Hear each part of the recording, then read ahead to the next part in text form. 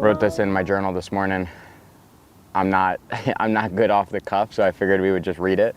So kind of part of the morning practice is sitting down and writing and getting my head in the right space to actually tackle this massive fucking scary goal, right? And so for me, it's a big part of how I just stay mentally sharp, is that I have to bring it back to why I'm doing what I'm doing, because it's really easy to just go through the motions, talk yourself out of doing what you need to do when you don't draw it back to why you're actually out here in the beginning.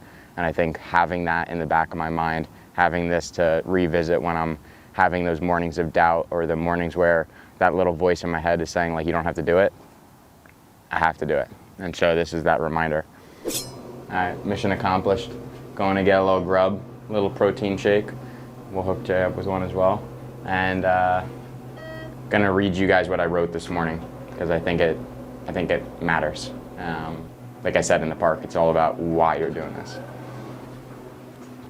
My dogs are gonna bark like crazy, just so you know. And excuse this place for being a mess. All your sponsors. Yeah, right. All right, we'll let him out for a second. Okay, relax. We have a guest. It's okay. Stop it. Go say hi. Listen. Norman. Bubba, go say hi. It's okay. Who are you trying to scare? It's okay. Listen, it's okay. Yeah, Bubba's like, oh, you forgot about me? And then Norman's just on the couch. He'll hide behind a little, yep, right there. It's okay, come up here. They're warming up a little. Yeah, it takes 2 seconds. Norman acts tough, but he's the scared one. And then Bubba's the one who like just wants to sit on your lap. It's okay, Normie. One of these, huh? Literally the most basic shit. We go oat milk, boom. And we go a little momentous supplements. Let's see what we got. Might have to break out a new one. Boom, number 1, oat milk, Rise Brewing, beverage of choice. Let's see what we got. Yeah, we're gonna have to open another for you. Boom. So they just came out with this. It's basically a little bit of a nootropic, and it just has a whole bunch of ingredients to get my noggin firing. So I do this every morning with a black coffee from Rise. So literally, like, if you want to be freaking supercharged in the morning, like, this is my go-to. 100% it's a sponsored ad, but it absolutely is the truth as well. So that's when it's a beautiful thing, when you actually believe in the products that you're taking and pushing out. Like, this is stuff that I would encourage all of my people to get in on. So that's the morning sup. Evening, they have the Elite Sleep. I don't sleep for shit, so I combine this with a little bit of Ned CBD as well. So like, this is a game changer for me. Again, this combo makes you sleepy, but you don't wake up groggy, which is super important. If you're getting up at 3 in the morning, groggy is not a thing that you want to be. So kind of get it firing with that, and then knock yourself out with this. Good combo, and then we fuel up with the protein. So I'm a creature of habit. When something works, I don't move from it. So I eat the same thing every single day. And people talk about decision fatigue, this, that, and the other thing. For me, it's just more of like, when I know something works for my body, we stick with it.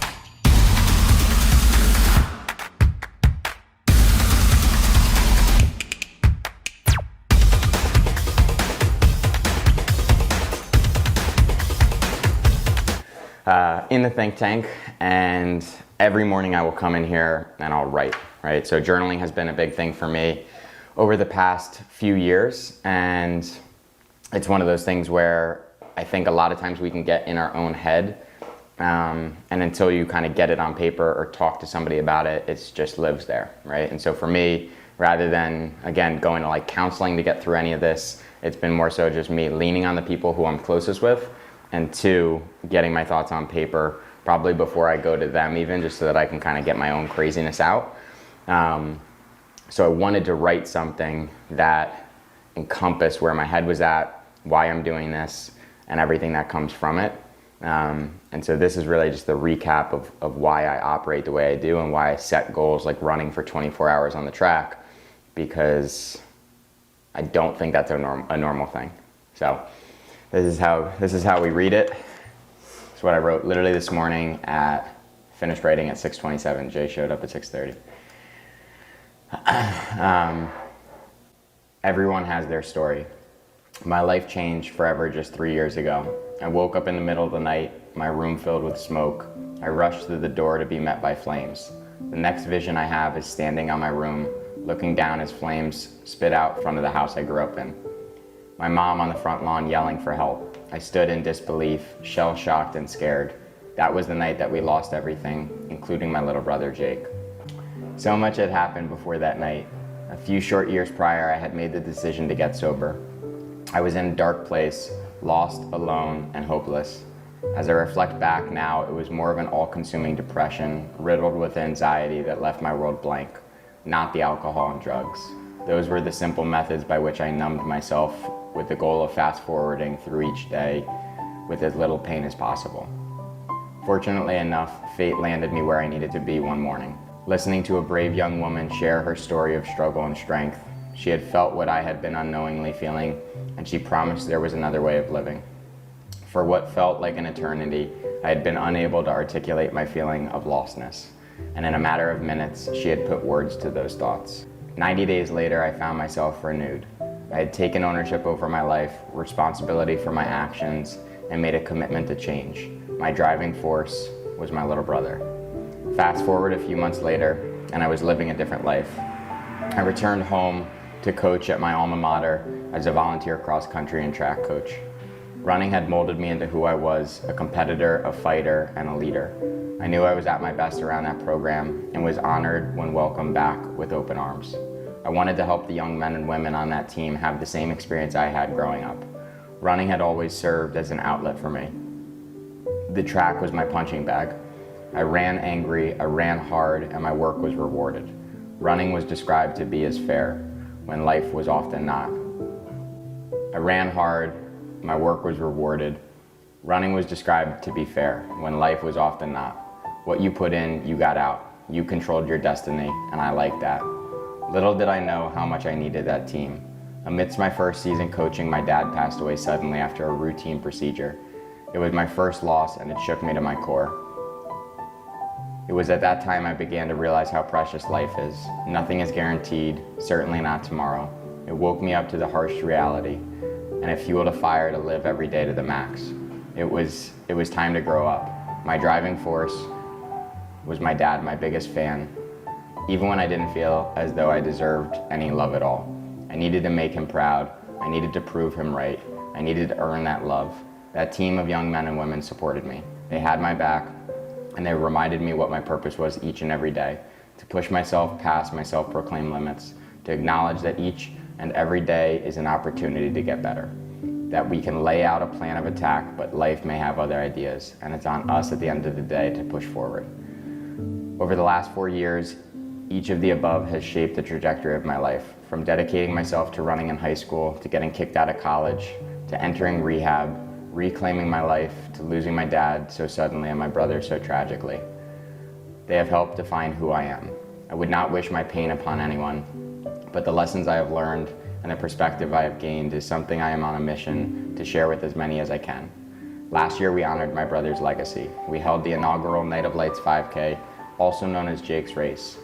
Thousands came out to celebrate his life and the impact he had. Tamacos Park was filled to the brim with runners, volunteers, spectators, first responders, a live rock band, and more. There was a tangible sense of joy in the air on that picture-perfect night, and I felt Jake with us. This year, the race was canceled. I knew I needed to put something on the calendar, A virtual 5K does not do my brother justice. That's not how we were going to roll.